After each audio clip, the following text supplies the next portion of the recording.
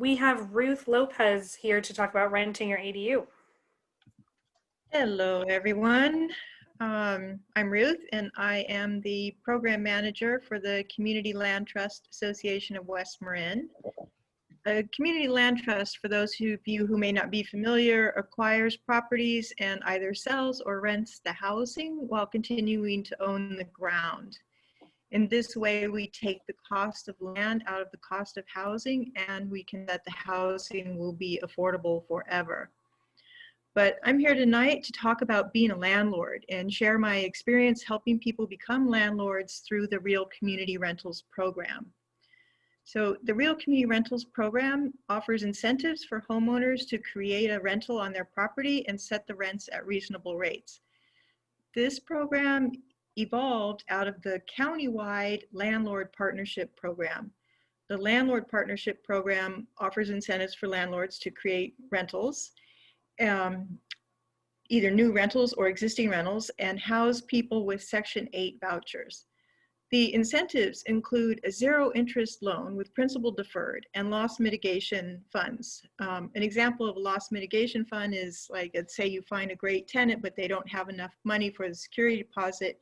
We can get that security deposit money from the housing authority. So the loan and the loss mitigation monies are available to anyone in Marin County creating a rental and renting to a Section 8 voucher holder.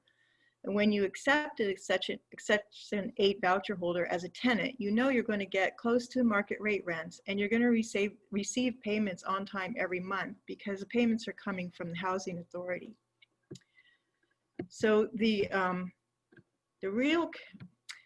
out in rural West Marin, there are very few Section 8 voucher holders. And so the same incentives were extended to landlords willing to create a rental and set rents below market rates.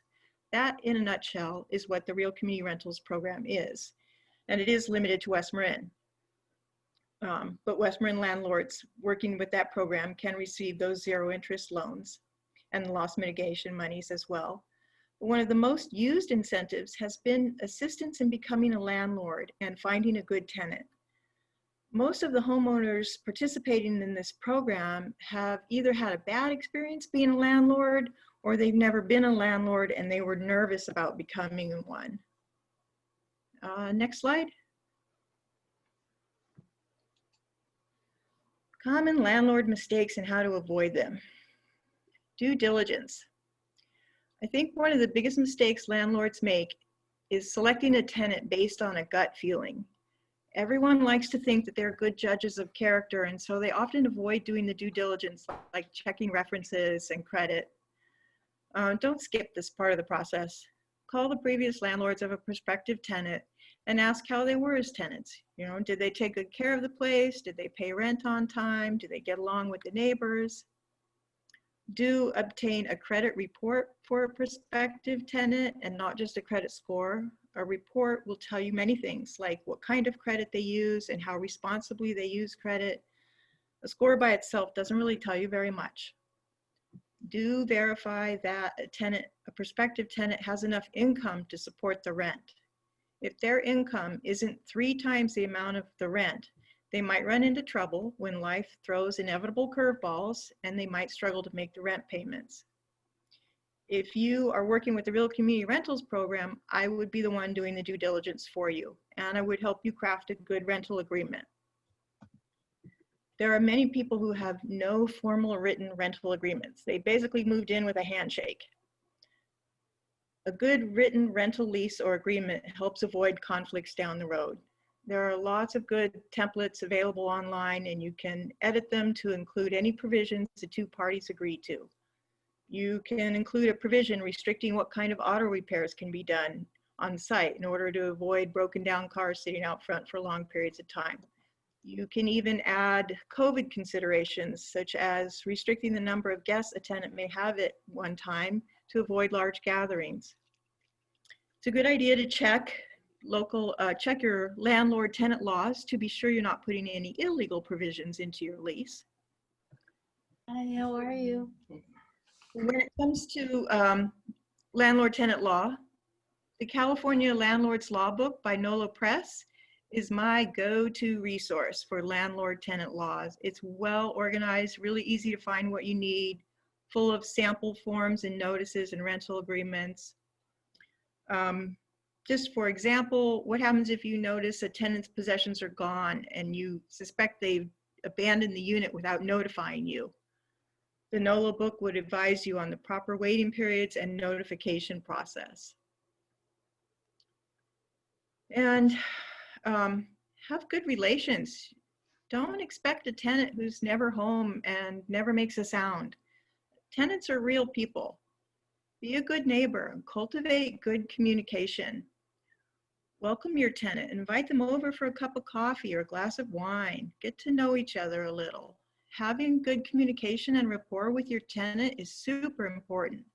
A tenant who feels valued and respected will be a good tenant, and a good tenant is gold. Yeah, I think we already went on to the next slide here. Advertising and fair housing. How do you find a good tenant? You can advertise on social media, on Craigslist, in the local paper, by word of mouth. It's a good idea to familiarize yourself with fair housing rules before you advertise for a tenant.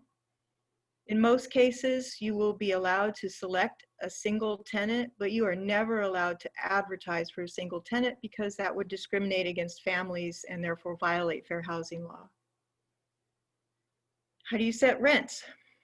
Maximizing the rent is often not the only consideration.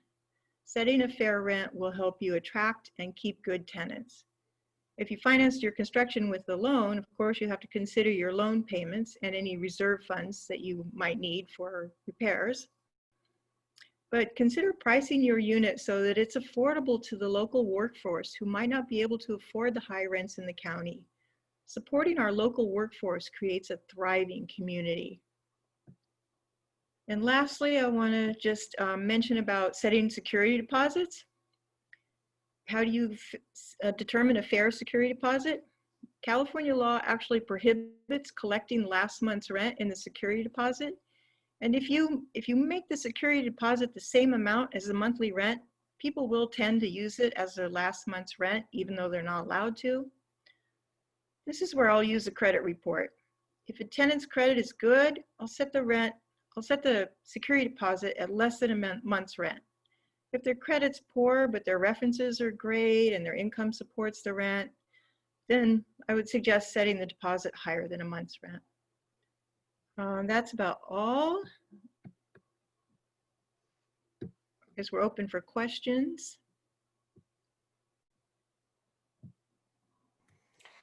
So if you could type your questions for Ruth into the chat box, that'd be great.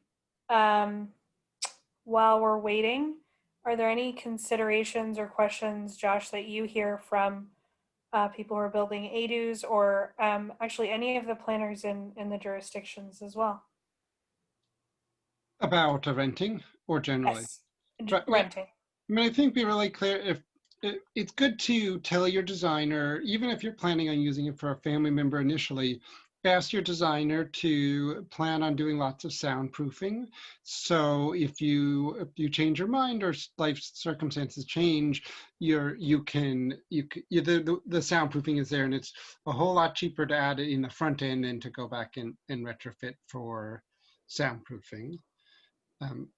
That's one. I mean, no, I think the presentation was good. It kind of covered a lot of the basics. Sometimes people ask about getting an address, and that's something that you will do. You'll get one of the last steps of your ADU is you'll be assigned a unique address, and that's if there's an emergency and you call 911, they'll know where to go. But so you don't have to share mail with the ADU. Other thoughts about renting? Let's see if there's any other questions. There was I'm one. not seeing any question. Oh, you see it? No, there's one about sprinklers. I'll just answer that. The general rule for sprinklers is if the main house is sprinkled it has sprinklers, the ADU has to be sprinkled. And if the main house doesn't have to be isn't sprinkled, the ADU doesn't have to be sprinkled.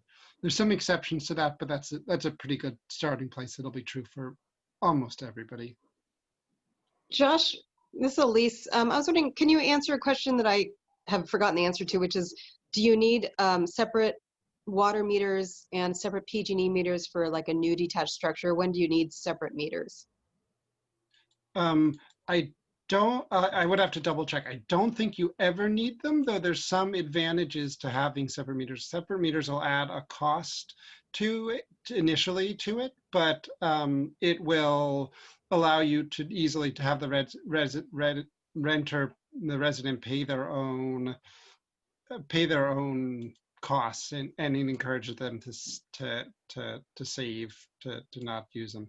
Give me a minute. I will double check that answer. I don't think it can ever be required, but I have to double check.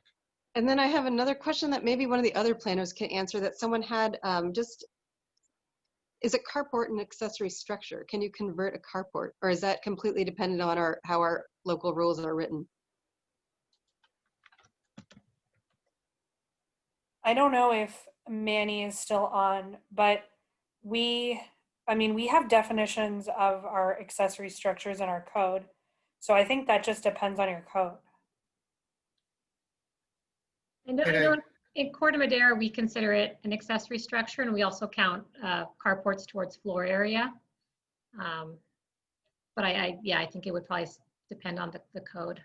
Would it be similar when you convert it? Would you require replacement parking, or would you look at it just like a garage? We'd look at it just like a garage. I think the state law says it has to be treated like a garage. Yeah, that's this is Neil in Larkspur. Sorry, I got my video off. Yeah, we would, like Martha said, we treat it as existing parking, so it would be a conversion, kind of like a garage. The only difference is obviously you need a more significant building permit for all the work to enclose the structure and make it habitable.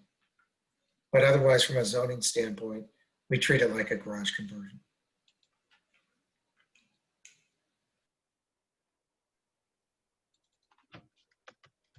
Do we have any more slides, or is the next slide just the general Q&A? I forgot. Yeah, it was just the general Q&A and Okay, then a great. poll. I think we could keep going like this then. If anyone has questions, you can, put it in the chat box. So let me clarify if the ADU is built out of existing space, then you never have to have a separate meter. But if it's not, the different places can have different policies. Thanks, Josh. Okay, we have a question. How are property taxes adjusted after you build an ADU? So the property assessors are so friendly and will be able to help you with your exact question. But generally, so if it's a JDU, your property taxes won't be adjusted. If it's an ADU that's in addition to your house, they'll be adjusted a little bit more. And if it's detached, adjusted even more. But it's really good to just talk to the assessor's office about that. They've seen the text in our workbook, which is forthcoming, but we also have their information in there. The next question, in unincorporated or in county, how much leeway does the county have for deciding on safety conditions for granting an extension? I think we saw this question previously. I think Manny's dropped off, so I will do my best to answer the unincorporated questions. If this is regarding making an 80, like an amnesty program, I guess you'd say, you'd have to look at state law. Josh reminded me that there are state laws about granting amnesty for ADUs. And then I think if you talk to Manny about that, I left his contact information in the chat box. He'd probably be able to help you understand that. But the county did have an amnesty program, and we don't currently, but we're in talks with code enforcement about possibly starting it up again. And maybe it might be good for some of the other jurisdictions to talk about if they have an amnesty program currently or. This is Elise from San Anselmo, and we don't have a specific amnesty program, but the state law does preclude us from enforcing or going after people who have illegal units if they request that. So they would have 5 years to deal with the issues, but we could make sure that they're habitable or safe to live in.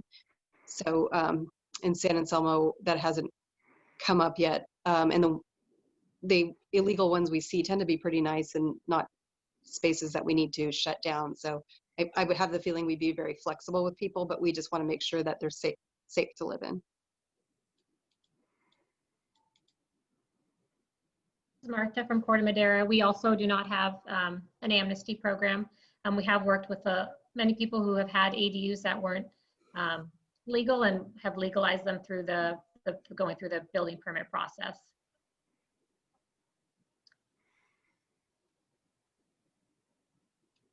Great. I'll just add from San Mateo County, where we helped with an amnesty program.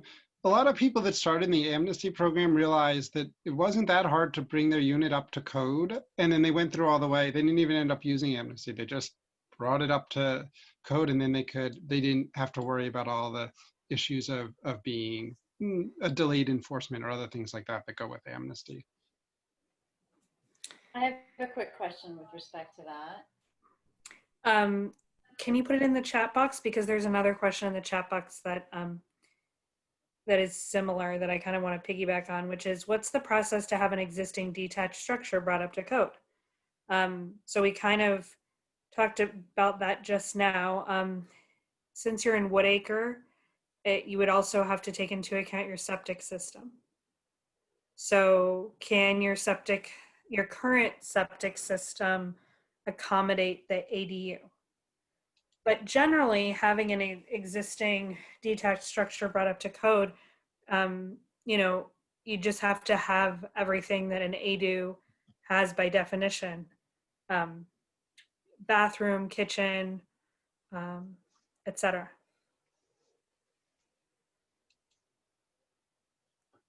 And I don't want it to sound too easy, at least in San Anselmo, because I know someone's trying to legalize one right now. And but you do have to meet current codes.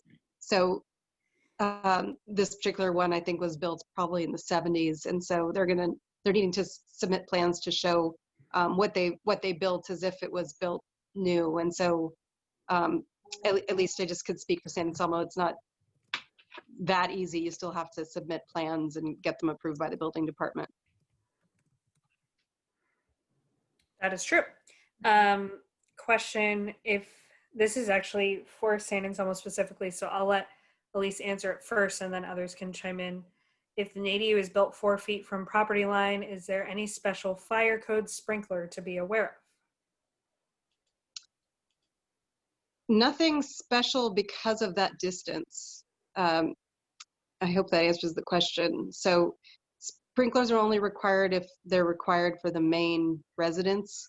And I think window openings don't have an issue at 4 feet as well. So I don't think there's a lot of building problems with something that's at least 4 feet from a property line. Yeah, if I remember, I think 3 feet and closer becomes, you run into fire rating issues at 3 feet or closer for residential construction. That leads us to our next question, which is similar. If an ADU is built less than 4 feet from the side property line, does that need to be corrected before granting a permit? So any structure that was built illegally that can be an ADU, and if the structure was built illegally, it can have less than a 4-foot setback. If the structure was built illegally and then converted to an ADU, I wouldn't talk to the city. I think you're going to have a lot of problems in that case. Yeah. Yeah, but a legal if you have a structure that happens to be really close to the property line, it could still be converted. You may just not be able to put a window in that wall or make certain changes to that wall.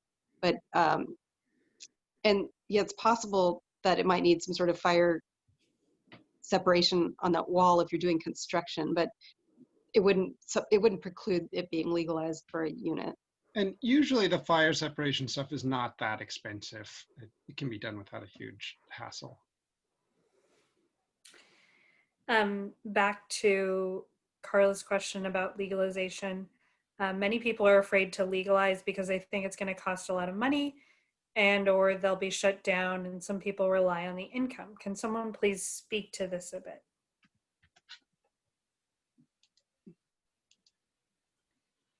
Yeah, it's a tricky question because if it's something that is really in bad shape, the town is not going to want to leave a space there that's not habitable. But and I think the cost is probably relative. So I think it does cost money to get the plans drawn up and to apply for a permit.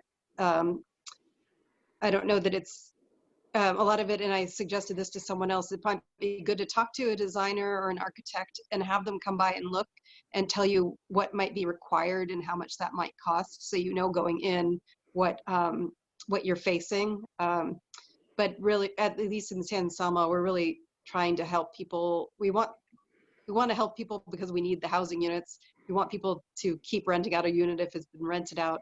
So we're going to try to help you to legalize it as best we can. But there's definitely going to be a cost involved in trying to get a building permit. Follow up from the same question asker. Sorry, that's not the right term, but they have 5 years to get it up to code. That's state law, Yeah. right? The 5 year. That's right. That's correct. Right. Okay. So they have time. I'm going to take one last question before we do a poll, just to be cognizant of everybody's time. If you're building, Jillian, can I correct something? I think I'm not a building official, and it may be that everything from 5 feet in, particularly in WUI zones, trigger higher fire rating. Yeah, I was going to say that there might be some rules in some situations, but they also get stricter as you get closer. So that So even though you can go to the 4 feet, you might not be able to put in a window, or you need fire protection if you do have an exit on that point. So I This wanted to question clarify that. has come up in Corte Madera a couple times, and our fire chief has weighed in. And if it's less than 5 feet, then there are some window restrictions that have come into play. So I'll often encourage people, if they're doing a detached new construction and they have the space, to shift it to 5 feet so that they can avoid some of those limitations. Right. And can we do that last question? Because I think a bunch of people want to know, if you're building a detached ADU, Yeah. you're required to build the existing home, bring it up to code if it's permitted and just old. No. yes. Well, you're not required to bring it up to code, right? No, I mean, there'll be a problem that if the inspector goes and he sees sparks shooting out of the electric box or something, if he sees like an obvious life safety hazard, they'll call you on that. But they're inspecting the ADU. They're not going into the main house. And even if it was built up to code legally, then it's still good. So no, they're not playing. Sometimes people feel like cities will play a game of gotcha, but they're not playing that. They just want to make sure the ADU is built safely, and they'll work to do that. Yes, our code enforcement department, I just want to say, A, they're busy enough, but B, code enforcement does not, and I can only speak to unincorporated, they don't go out looking for cases. They receive all of the code enforcement complaints from the public. So unless one of your neighbors is looking at something you're doing, code enforcement is not going to be part of this process. Okay, I think just to be cognizant of everyone's time, let's do the last poll. For some reason, I still can't pull the polls up. Oh, so I can do that. Thank you. I don't know it's better than not having the breakout rooms. I'll take one of the two.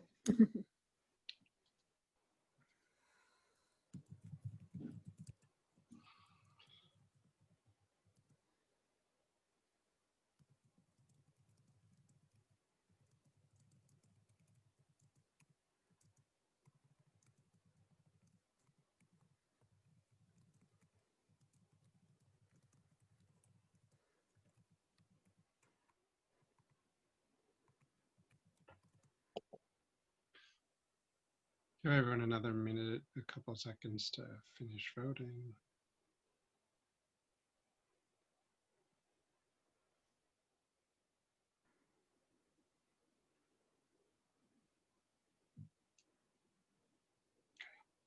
And it looks like most of the questions are about design, permits, and building. So it's a handful of questions about working with your city. Feel free to approach your city, figure out what their policy is with office hours or calls, but they're a resource there for you, and watch. Well, Jillian, do you want to wrap up, or should I say a few words? Yeah, if we could wrap up by just, well, I want to thank you all for joining and thank you for your comments here. But maybe if all of the planners who are still on, and I'll speak for Unincorporated, could say when their office hours are, or just how their counter is working, because sometimes the website's different than the policy. So if you have questions about unincorporated Marin County, we have a virtual planning counter where you can either call or send an email, and I believe we get back to you within 3 days. If you're having trouble, you can always email me. I'll put my email in the chat box. And we're going to post, just a reminder, we're going to post this recording when our last webinar is complete. So our last webinar is next week, and it'll be up in the subsequent weeks. So why don't we go, I'm just looking at who I see on the camera here. So let's go with Corte Madera, Larkspur, and then San Anselmo to talk about how you can get in touch with them. This is Martha from Corte Madera. We have started limited in-person meetings. You do need to sign up ahead of time on the webpage, and the appointment hours are Monday and Wednesday from 8 to 11, and they're current hour increments. And then virtuals and calls are available anytime, and we're happy to do Zoom meetings if that works for people. And it would be either myself or Tracy who you would be speaking with, and our contact information is on our webpage, and we're easy to get in touch with. And in Larkspur, we do not have open counter times at this time, but we are handling sort of as they say, a virtual counter. We're very accessible by both email and by phone. And we can certainly, you can talk to myself or one of my two planners. We're easy to access off the web. And we're happy to either hold a Zoom meeting like this to go through plans together. We are going to begin doing appointments starting next month, scheduled appointments. So if needed, we can do that, but we can also get a lot done just through a phone call or a Zoom meeting on your plans. Additionally, we have put together a checklist. So it's a form that accompanies a building permit for ADUs, and it has 4 attachments for the type of ADU, whether you're doing a conversion, an attached remodel, or a detached ADU. So it's a checklist of questions to help expedite the kind of questions and issues you need to make sure you're addressing in order to have that streamlined review. For San Anselmo, our building department is now open on Mondays and Wednesdays between 8:30 and 12. And that's a really good way to get a hold of someone there. So if you show up and ask them questions, especially if it's about legalization, it's I'd suggest just walking in person if you're comfortable doing that. But our staff is working 5 days a week. We may be working remotely when the counter's not open. Planning department staff's available by email. We can Zoom with you or talk on the phone. So you just need to give us a call or an email, and we're happy to get back to you. But again, building department Mondays and Wednesdays from 8:30 to 12 is a great way to talk to them about actual construction or legalization questions.